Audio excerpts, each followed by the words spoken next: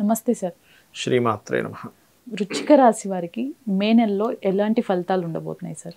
పర్టికులర్గా మే మాసంలో వృశ్చిక రాశి వారు సంతానం కోసం ప్రయత్నం చేసేవారు. కొంచెం రాజకీయంగా కొంతవరకు ఏదో బ్యాడ్ ఇది కొంచెం మీ మీద అంటే ఈ వృశ్చిక రాశి వారి మీద పడుతూ ఉంటుంది. అదొకటి చూసుకోవాలి. వీరికి ఆర్థికంగా ఎలా ఉండబోతుంది సార్? ఫైనాన్షియల్గా చూసుకుంటే వీళ్ళకి స్వదేశం కంటే విదేశాల నుంచి ధనం రావడం కానివ్వండి, విదేశీ ప్రయత్నాల ద్వారా ధనం, ఇంపోర్ట్ ఎక్స్పోర్ట్ ద్వారా, ఇట్లాంటి వాటి ద్వారా మంచి ధనయోగం ఉంది. అండ్ గవర్నమెంట్ రిలేటెడ్ వాటి ద్వారా వీరికి ప్రాపర్టీస్ కానివ్వండి, అలానే ఎడ్యుకేషన్లో ఎలాంటి ఫలితాలు ఉండబోతుంది? స్లో మూమెంట్ ఉంటుందమ్మా. బికాస్ ఆఫ్ 4th హౌస్లో శని భగవానుడు ఉన్నాడు కదా. సాటర్న్ ఏంటంటే స్లో మూవింగ్ ప్లానెట్ అంటారు. అందుకని ఏమిటి, వీళ్ళకి కొంచెం ఇప్పుడు రైతులు ఉన్నారు, ప్రాపర్టీ మీదే వాళ్ళు బతకాలి. సో వేసిన పంట యొక్క రిజల్ట్ రావడం లేట్ రావడం, వాళ్ళు ఏదైనా అమ్ముదామంటే కొంచెం తొందరగా దొరకకపోవడం. అలాగే రియల్ ఎస్టేట్ వాళ్ళకి కూడా ఇప్పుడు అసర్ట్స్ మీదే కదా వాళ్ళదంతా కూడా. అసర్ట్స్ మీద ఉండే వాళ్ళకి కొంచెం స్లో మూమెంట్ ఉండడం వృశ్చికం వారికి చూపిస్తుంది పర్టికులర్గా. బట్ ఎడ్యుకేషన్ విషయంలో కూడా ఏంటంటే బయటకు వెళ్ళి చదువుకునే వారికి మాత్రం బాగానే ఉంటుంది. బట్ ఇక్కడ లోకల్గా చదువుకునేటువంటి వారికి మాత్రం కొంచెం ఆ ఎడ్యుకేషన్ మీద ఇంట్రెస్ట్ అనేది తగ్గుతూ ఉంటుంది సాటర్న్ వల్ల. ఆరోగ్యపరంగా ఎలా ఉండబోతుంది సార్? ఆరోగ్యపరంగా కనుక చూసుకుంటే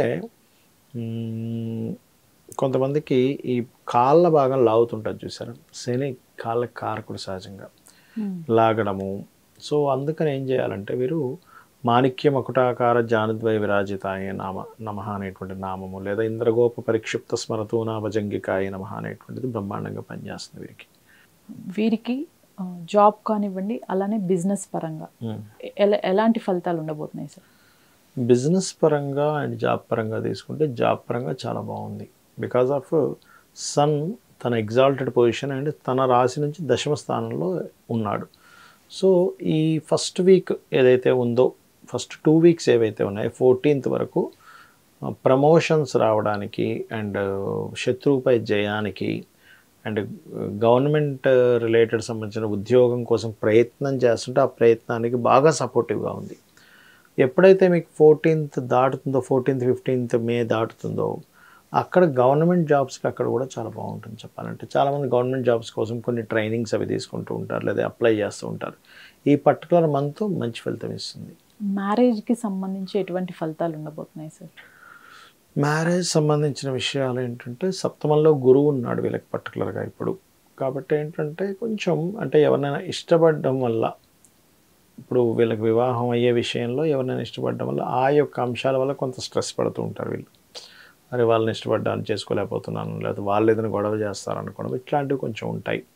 బట్ ఓవరాల్గా మాత్రం మ్యారిటల్ సంబంధించిన విషయంలో అనేది మంచి ఫలితాలే పొందుతారని చూపిస్తుంది. So don't worry. ఈ రాశి వారు తీసుకోవాల్సిన జాగ్రత్తలు ఏంటి సార్? జాగ్రత్తలు అంటే అమ్మ ఇందాక నేను చెప్పాను చూసారా, ప్రేమ వ్యవహారాల విషయము, రాజకీయ సంబంధించిన విషయము, ఫ్రెండ్స్తోని షేర్ మార్కెటింగ్ రిలేటెడ్ సంబంధించిన విషయంలో పర్టికులర్గా ధనుసు రాశి వాళ్ళు జాగ్రత్త వహించాలి. లేకపోతే వాటి వల్లే వీళ్ళకి ఇబ్బంది అనేటువంటిది వస్తుంది. ఈ రాశి వారు చేసుకోవాల్సిన పరిహారాలు ఏంటి సార్? ముఖ్యంగా దుర్గా మరియు నరసింహస్వామి అష్టోత్తరాలు చదువుకోవడము, గోవులకి క్యారెట్లు అండ్ బెల్లము తినిపించడము, ఇవి ఎక్కువగా చేస్తుండాలి.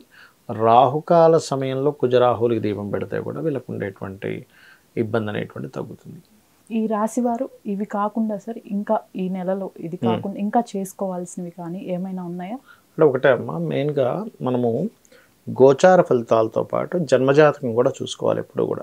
పర్టికులర్గా ఏంటంటే ఒక వ్యక్తి మనం కేవలం జాతకం చూసి వ్యక్తి ఇలా ఉంటాడని చెప్పొచ్చు. జ్యోతిష్శాస్త్రం యొక్క గొప్పతనం అంటే లగ్నం బేస్ మీద ఉంటుంది. ఆ వ్యక్తి ఏ లగ్నం ఉన్నప్పుడు జన్మించాడు, ఆ లగ్నాధిపతి ఉన్న స్థితిని బట్టి వాళ్ళ లైఫ్ ఉంటుంది. అంటే బాగా కోపంగా ఉంటాడా, గొడవలు పడుతూ ఉంటాడా, ప్రశాంతంగా ఉంటాడా, ఎక్కువగా తిరుగుతాడా, లేకపోతే ఎక్కువ బిజినెస్ లైన్లోనే ఎక్కువగా ఆలోచిస్తూ ఉంటాడా, లేకపోతే ఎక్కువ ఎంజాయ్ చేస్తాడా అని ఎవ్రీథింగ్ ఉంటాయి. కాబట్టి లగ్నం ఎక్కడ ఉంది, అసలు మీ లగ్నాధిపతి ఎలా ఉన్నాడో దాన్ని బట్టి అది ఏదైనా పాపకత్తెరలో ఉంటే దాన్ని సెట్ చేసుకోవడం కూడా వీళ్ళ లైఫ్ బాగుంటుంది. అంటే మీ పర్సనల్ చార్ట్లో. అలా కాకుండా కొంతమందికి ఫైనాన్షియల్ ప్లానెట్ బాగోదు వాళ్ళ జన్మజాతకంలో, పర్సనల్ చార్ట్లో.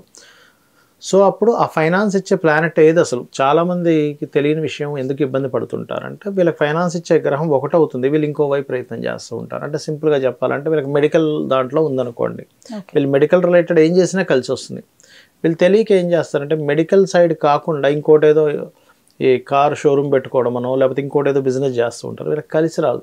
అరే ఇన్ని తెలివితేటలు ఉన్నాయి నాకు, చాలా తెలివి తక్కువ ఉన్నవాడు సంపాదిస్తున్నాడు, నేను సంపాదించలేకపోతున్నాను, ఫ్రస్ట్రేట్ అవుతూ ఉంటారు. ఎందుకు అంటే యోగం ఒక దగ్గర ఉంటే ఇంకో పని చేస్తున్నాం మనం. అంటే వాటర్ ఇప్పుడు ఒక స్థలం ఉంది, వాటర్ అక్కడ పడుతుంది, తీసుకొచ్చి ఇక్కడ బోర్ వేస్తున్నాం, వాటర్ ఎక్కడి నుంచి వస్తుంది? రాదు కదా. అట్లా ఏంటంటే ఫస్ట్ ఫైనాన్షియల్గా మీకు ఏ ప్లానెట్ ఇస్తుంది, ఏ మార్గంలో వెళ్ళాలని చెప్పేది జ్యోతిష్ శాస్త్రం. అలాగే మీ ప్రయత్నాలు ఎందుకు సక్సెస్ అవ్వట్లేదు, కొంతమందికి అన్నదమ్ములు సహకరిస్తారు, కొంతమందికి సహకరించారు. ఎందుకు అంటే పూర్వజన్మల్లో మీరు చేసిన పాపకర్మ వల్ల వస్తుంది, దాన్ని ఎట్లా సెట్ చేసుకోవాలి, ఇవన్నీ ఒక ఎత్తు అయితే మీరు ఏ డైరెక్షన్లో ఉంటే కలిసి వస్తుందని ఉంటుంది. ప్రతి వ్యక్తికి కూడా మీరు ఈస్ట్లో ఉంటే మంచిదా, వెస్ట్లో ఉంటే మంచిదా, సౌత్లో ఉంటే మంచిదా, నార్త్లో ఉంటే మంచిదా అని ఉంటుంది. ఆల్ డైరెక్షన్స్ గుడ్, బట్ మీకేది పనికి వస్తుంది ఈజ్ మోస్ట్ ఇంపార్టెంట్. ఇవి తెలుసుకుంటూ చాలామంది వివాహం అవ్వట్లేదని బాధపడుతూ ఉంటారు, బట్ టైం రాదు ఒక్కోసారి.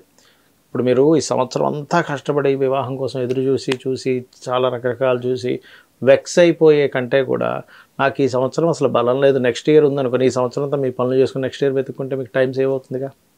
సో వివాహ సమయం ఎప్పుడుంది, ఎలాంటి వ్యక్తి వస్తారు, వివాహం విషయంలో చాలామందికి ఈ మధ్య అన్ని డివోర్స్ కేసెస్ ఎక్కువ అవుతున్నాయి బికాజ్ ఆఫ్ ప్లాంటరీ పొజిషన్స్. అలాంటి వాటిలోనే ఎక్కువ మంది పుడుతున్నారు. దానికి ముందుగా ఏమైనా అర్క వివాహం, కుంభ వివాహం చేసుకోవాలా, ఎటువంటి పరిహారం చేసుకోవాలి, ఏ మంత్రం చేసుకోవాలి, దీనికి భయపడాల్సిన పనేం లేదు. లలితా సహస్రనామాలో చక్కగా మనకి ఓం కామేశబద్ధ మాంగళ్య సూత్ర శోభిత కందరాయ నమః చేసుకున్నాను అనుకోండి, చక్కగా సెటిల్ అవుతుంది వివాహం విషయంలో. అలాగే జాబ్ గురించి బాధపడుతూ ఉంటారు, జాబ్ సెటిల్ అవ్వట్లేదని, దానికి కూడా చక్కగా మీరు మాణిక్య మకుటాకార జానుద్వయ విరాజితాయ నమః చేసుకోవచ్చు. లేదా ఓం శ్రీమాత శ్రీ మహారాజ్ని శ్రీమత్ సింహాసనేశ్వరి నమః చేసుకోవచ్చు. చేసుకుని హ్యాపీగా మీరు సక్సెస్ అవ్వచ్చు. ఎక్కడా కూడా శాస్త్రము నీది ఇలా ఉంది ఇలాగే అవుతుంది అనడానికైతే శాస్త్రం అక్కర్లేదు. నీకు ఇలా ఉన్నందుకు నువ్వు ఎలా సెట్ చేసుకుంటావు అని చెప్పడానికి శాస్త్రం. వైద్య రంగం కూడా అంతే కదమ్మా. నీకు జ్వరం వచ్చిందంటే నీకు జ్వరం వచ్చింది చెప్పడానికి కాదు, జ్వరం ఎలా తగ్గుతుందో చెప్పడానికి వైద్య రంగం. అట్లాగే ఈ శాస్త్రం కూడా నువ్వు ఎందుకు ఇబ్బంది పడుతున్నావు, నీ పాస్ట్ లైఫ్లో చేసిన కర్మ ఏమిటి, సో ఇక్కడ నువ్వు ఏం చేసుకుంటే నువ్వు దీన్ని అధిగమిస్తావు. జాబా, బిజినెస్సా, విదేశానికి వెళ్ళడమా, లేకపోతే కొన్ని అప్పుల్లో ఉంటే నువ్వు ఎలా బయటపడాలి. చాలామంది వాళ్ళ రేపంతా అప్పులే. సో ఓం అపర్ణాయ నమః మంత్రం ఇట్లా ఏంటంటే పర్టికులర్గా కొంతమందికి అప్పులు ఇవ్వడమే వాళ్ళ బిజినెస్ అవుతుంది. మరి వాళ్ళకి ఏమిటి అంటే వాళ్ళకి ఆ యోగం ఉంటుంది. కొంతమంది అప్పులు చేయడం వల్ల ఇబ్బంది పడతారు. సో ఈ చార్ట్లో ఏంటంటే ఇవన్నీ చూసుకోవాలి. ఇక్కడ చాలామందికి సందేహం వస్తుంది, మరి ఇవన్నీ చూసుకునేలాగైతే మనం ఎందుకు ఈ గోచార ఫలితాలు, ఈ మే ఫలితాలని, ఆ ఫలితాలు, ఈ ఫలితాలు ఎందుకు చెప్పుకుంటున్నాము అంటే ఇక్కడ రెండు విషయాలు. ఒకటి చూడండి అమ్మా, ఇప్పుడు మీరు ఇక్కడికి వచ్చారు, స్టూడియోకి వచ్చారు, ఇంటి దగ్గర మార్నింగ్ టైం ట్రాఫిక్ ఎక్కువగా ఉంటుంది. మీరు ఇంటి నుంచి ఇక్కడ రావడం గంట సేపు పడుతుంది అనుకోండి. అదే ఏ ట్రాఫిక్ లేదు, హాఫ్ అన్ అవర్లో రాగలుగుతారు. ఇంకా ఎక్కువ ట్రాఫిక్ ఉంటే 1.5 hours పడుతుంది. అంటే ఏమిటి, మీరు మీ వెహికల్ మీరే మారలేదు, కానీ ఎందుకు డిస్టెన్స్లో తేడా వస్తుందని బికాజ్ ఆఫ్ ట్రాఫిక్, అంటే బయట ఉండే పరిస్థితులు. అలాగే మన జన్మజాతకం పనిచేస్తున్నప్పటికీ బయట ఉండే గోచార గ్రహాల స్థితి మనల్ని కొంత రూల్ చేస్తూ ఉంటుంది. మీకు ఎలాగైతే ఆఫీస్కి రావడానికి అర్ధగంట నుంచి గంటన్నర వ్యవధి ఎలా అయితే మారుతూ ఉందో ఇది కూడా అంతే. ధన్యవాదాలు సార్. శ్రీమాత్రే నమః.